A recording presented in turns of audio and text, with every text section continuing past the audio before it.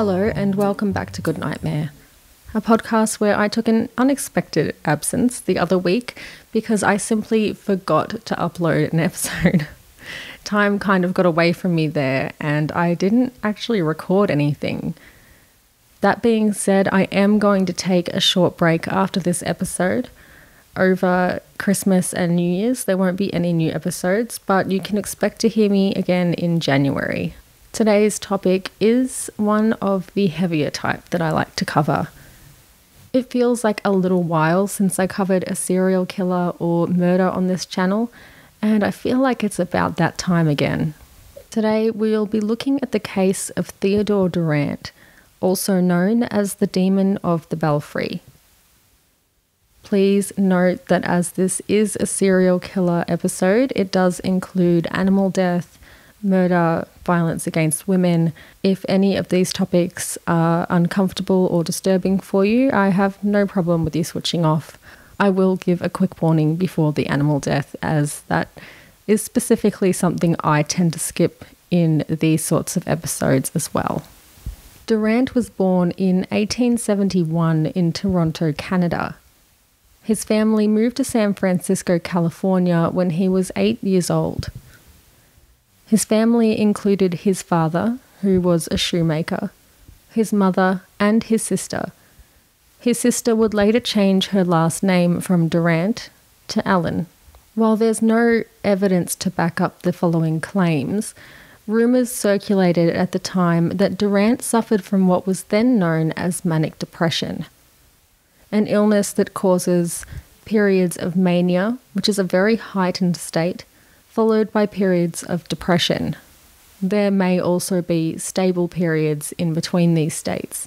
While it is common and easy for people to assume that this illness might make Durrant dangerous, it's actually more common that people with mental illness are more likely to be the victim of a crime or a danger to themselves rather than to anyone else. I think it's incredibly important to note that distinction.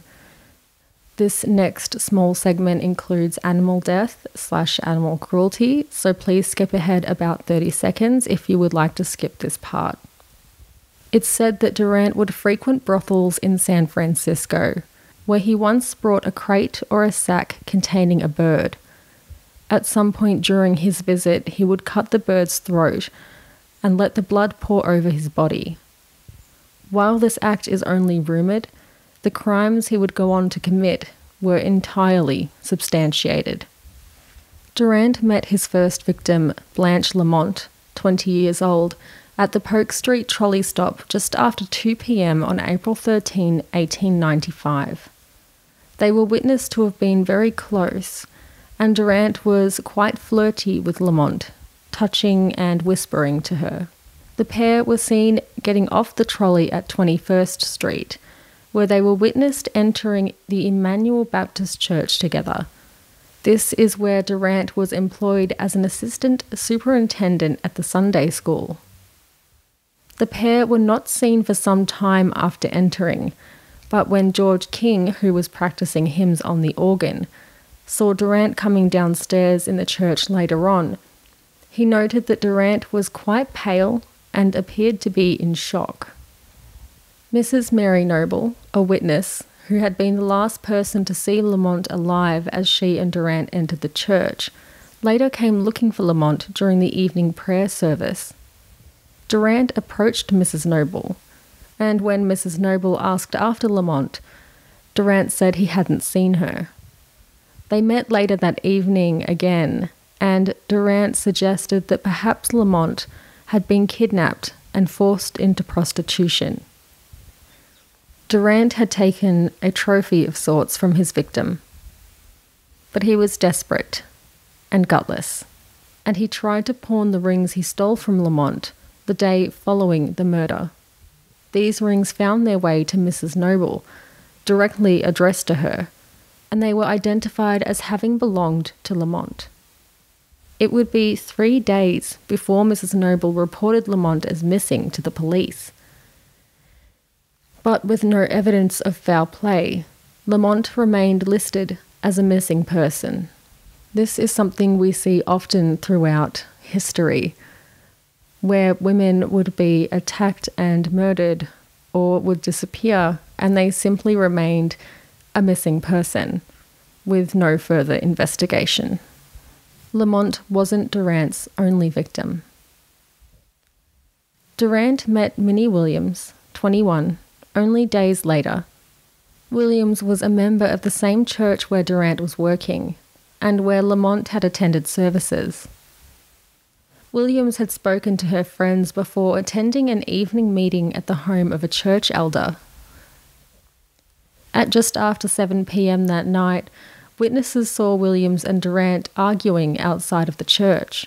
One witness named Hodgkins saw the pair arguing and decided to intervene. The pair was said to have then calmed down and entered the church together. However, at 9 p.m, when Williams and Durrant were supposed to attend the elder's house, Durrant was the only one to show. The discoveries of the murders were just as traumatic as the acts themselves. On April 13, the women of the church were decorating for Easter Sunday when one of the women opened a cabinet to find the mutilated body of Minnie Williams. The church and surrounding areas were then searched for any signs of Blanche Lamont, who had been connected to the church prior to her disappearance. Her body was found when the belfry was searched. She had also been mutilated. Durrant was now a suspect, having been witnessed with both women immediately before their disappearances and subsequent murders. On Easter Sunday, Durrant was charged with the murders of Minnie Williams and Blanche Lamont. In testimony given by Blanche Lamont's sister, it was found that Durrant and Lamont had frequently attended church together, and that Durrant had offered to assist in the search for Lamont after she disappeared. In his defence, lawyers argued that Durrant was not strong enough to carry Lamont's body into the bell tower, and that there was no blood on his clothing. They instead tried to pass blame onto the church pastor. Unfortunately, their defence was not successful. Ultimately, Durrant was convicted and sentenced to death by hanging. He was granted a temporary reprieve in 1897, but was finally executed on January 7, 1898, at San Quentin. He was 23 at the time of the murders and 27 when he was executed. Murder cases in these times tend to be based on more speculative evidence or circumstantial evidence than the kind of DNA processing that we have today. And I'm curious, do you believe that in this case the police and the court got it right and that Durrant was the correct suspect? Or do you feel the same as his defence team, that there was another suspect? We can clearly see that Durrant had the opportunity, the knowledge of the area and the victims, but so did many other people. Was he a victim of a kind of profiling due to his mental illness, or was he correctly identified?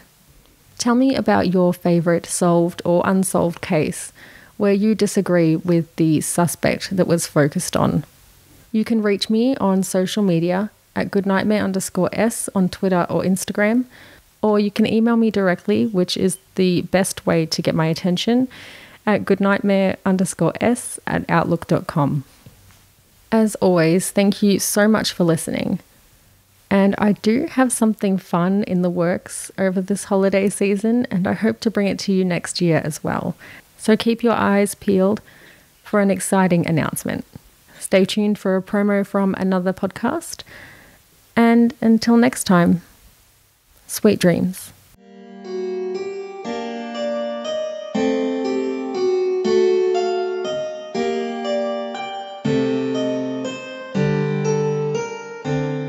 Hi, we're the hosts of the Fresh Hell podcast. I'm Annie in Boston, Massachusetts. And I'm Johanna in Vienna, Austria. Join us every Wednesday for a new terrible story.